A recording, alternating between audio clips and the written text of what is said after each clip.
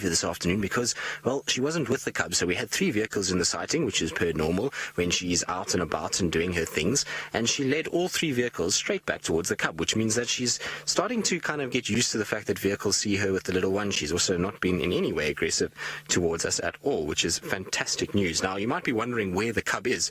The cub is directly behind her head. So it's just sitting in the grass behind her. I can just see its ear every now and then. It's been kind of playing around a little bit, so I'm pretty sure it will come out and it will come and say hello just now. It's a case of that it's going to hide for a few minutes, and just because we repositioned the car slightly because we couldn't really see very nicely, and so we just turned ourselves slightly. But if she turns her head, you might be able to see little one. Hello, little one. How are you? What you doing?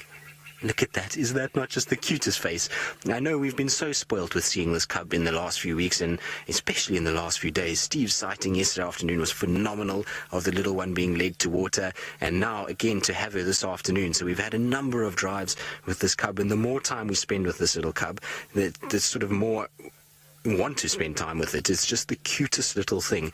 It's got these big ears, these little curious eyes, and it's so playful. It moves around all over the place, although I think today it's a little on the hot side. I think it's having a tough time dealing with the heat. You can see Mom is panting a little bit, and little cub, I think, is also quite hot, because I saw its mouth was open for a while and it was having a little nap there at some point, and it was just kind of watching what's going on. But look at those little eyes, kind of seeing everybody and just watching and paying attention. Now, I don't think that this cub is actually being denned anymore. I think it's a situation where she's leaving it in certain places when she goes hunting, and then if she kills, she's taking the cub with her. I don't think there's a situation where she's keeping it only in one place and is only going to go to wherever the cub is, or is going to go to the cub every day to suckle it and feed by herself. I think she's crossed that threshold now where she's going to take this cub wherever it needs to go and take it towards carcasses and various other things. So it's a great time now, and it's excellent that we're being able to witness this. There's a little tail. Hello, little tail.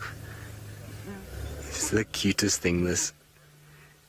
We are so lucky and so privileged to be able to witness this, and to be able to show all of you and bring you along for the ride is the most special thing, because a leopard cub, there are many people out here, and I'm sure Steve alluded to the fact yesterday, and I was chatting to him about it after drive.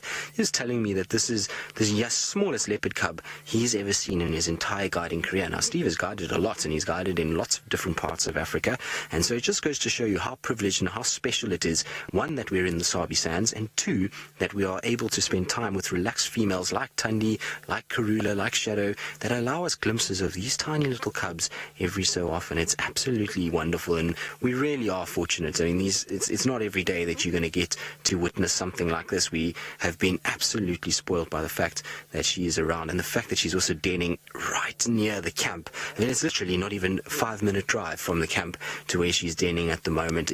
We're being spoiled beyond measure, and like I say, the fact that she's allowing us these views is very, very special indeed. Little face, where are you going? Are you going to come and jump on Mom? It looks like it's going to come. Hello, little one. How cool is that? Yes, time for a little bath. We've obviously been up to no good and rolling around in sand and on all kinds of other things, so it's time for you to be cleaned. Look at that. Yes, Mom. Yes, clean me, Mom. My ears are dirty. Ooh.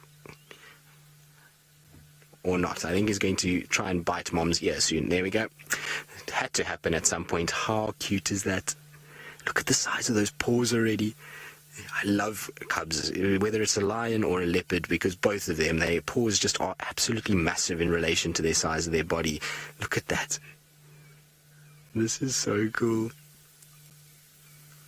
Oh, we get so spoiled by these things. And particularly Thandi, she's absolutely wonderful. Now, I know she can be sometimes, like I say, she's sometimes a little on the grumpy side, but she really lately, in the last couple days, has become so much more sort of relaxed with us, and she seems to be getting to the point where she's accepting, particularly of the wild earth vehicles. And something that I've noticed is that she seems to be more comfortable with these smaller vehicles and less people. The minute there's more people and larger vehicles, she tends to be a little bit more uncomfortable, but with the smaller vehicles, she tends to be absolutely fine. Now look at the little one playing with the tail. What are you doing, little one? Yes, time for a game. when mom wags her tail, is definitely time to play with it and try and bite it. And that you can see that curiosity of things that move is already there. So that's going to stand in good stead when she gets a little older and has to start hunting. She's going to have a situation where she's going to be chasing lots of different things that move. And so when something twitches right near her, she's going to start trying to bite it. How cute is that? Now, I would like to ask all of you a one-word tweet as to how this little cub yanking on Thandi's tail makes you feel, because, well, for me, it is the cutest thing that you could ever ask for on a Friday afternoon, considering that there are many people that are currently in South Africa that are back-to-back wall-to-wall traffic and are sitting and staring at the backside of a car. I think it's quite wonderful that we get to sit on our Friday afternoon with the cutest little cub pulling at mom's tail. So I would love to know what your one-word tweet is for this little cub, and, well, it's just its general demeanor and how it goes about its business, because not only does it pull mom's tail, but it's naughty and runs around all over the place. So I would like to know how this little one makes you feel. Okay, girl. Now, sometimes she gets a bit upset with the cub playing with her tail and kind of jumping on her, and then her attention immediately turns to the nearest person that's close to her, and then she kind of just stares you down as though it's your fault. But seems to be okay today. I'm quite glad that Thandi is in a far more relaxed demeanor than she was right in the beginning, and she seems as though she's completely come to terms with the fact that we're following her around. Like I say, she wasn't comfortable with the cars coming here. She wouldn't have led 3 vehicles straight towards her den. We are, of course, 1 vehicle left the sighting immediately, and there's just the 2 of us here at the moment because we can't have 3 vehicles with the cub. And so the other good thing is that you can see the cub, even with 2 vehicles, is not actually too phased at all, and neither is Thandi, which is wonderful news. It's only a 1 vehicle sighting, but when you have when you have 2 vehicles here at once, then there's not really much you can do about it. It's better, rather than moving so many cars, is just to let that vehicle sit and enjoy, and then once they move out, just keep it at 1 vehicle. It does mean, however, that we're not going to be able to spend as long as I would like to spend with this little cub over the course of this afternoon, but we will try.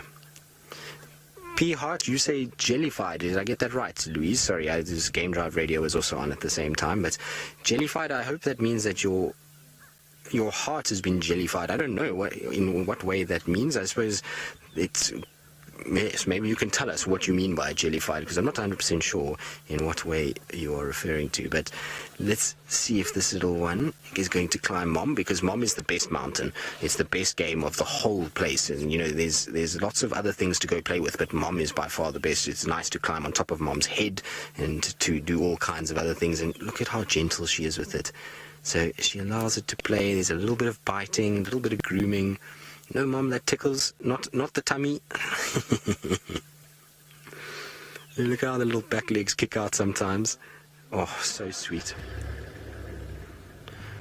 Joe, you say humble. Well, it is a humble experience. The fact that we get to spend time with this female and her cub is humbling, and the way that she's trusting us to sit here with the cub and to enjoy it and to be a part of her most intimate sort of sections of her life is a very humbling experience, and it's something we should never really forget, because at the end of the day, you know, these things are very privileged views and something that many people in the world would wish and would love to be able to see and to participate in, and yet they can't. And so the fact that we're able to do what we do to show this to so many people that wouldn't potentially be able to get out into Africa is very humbling. Now there comes little one. It's going to come bounding along because Mom called her. There we go.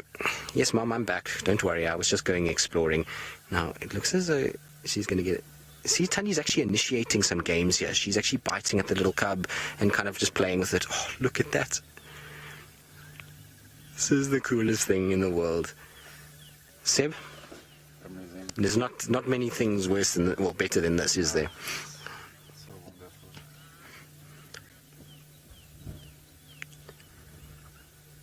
Guys, you're wondering what is the success rate of leopard cubs making it to adulthood?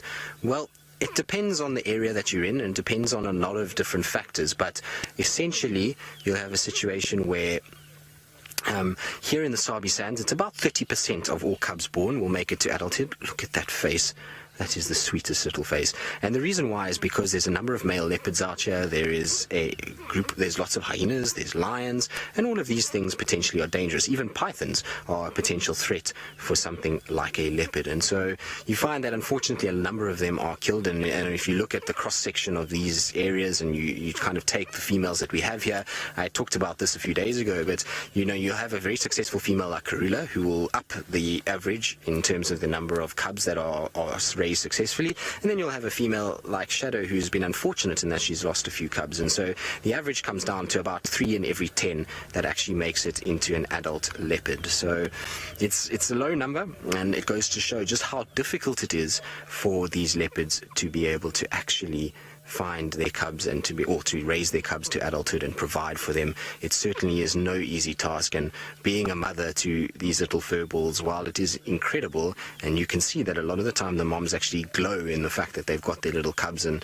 they also must go through a huge amount of stress, and so it's a difficult period, and it's difficult out here in the Sabi Sands with a high density of leopard and hyenas and lions and those kind of things. So she has a work cut out for her, and even though this cub now has gotten past the most dangerous period, in that it's now past that 3-month section, it's still got a lot of danger to come, and only once it reaches, I would say, over a year old, we saw with, you know, Hosana and Shongile, they needed to be at that age to be able to fend for themselves, and so it takes quite some time for them to be able to get to that period. But you see, Thandi is amazing. She's calling that cub. She says, come, don't worry about the cars. There's a car, it moved, but it's okay. So they're not going to hurt you. Just come and lie with me. Everything will be all right. And that is the key to this whole process, is that Thandi is the one that is actually teaching the cub how to be habituated. So initially, it's, you know, we spend time with them, but it's the mothers that show the cubs that we're not dangerous, we're not in any way a threat, and therefore you can come and you can lie here with them around and everything will be okay. So it's her that is the one that we need to rely on. If she's upset and she doesn't want to show us the cub and we leave her alone all the time, then that cub's going to be very skittish. But if we spend time with her and she's relaxed enough to allow that to happen, she's the one that's actually providing the amazing sort of lesson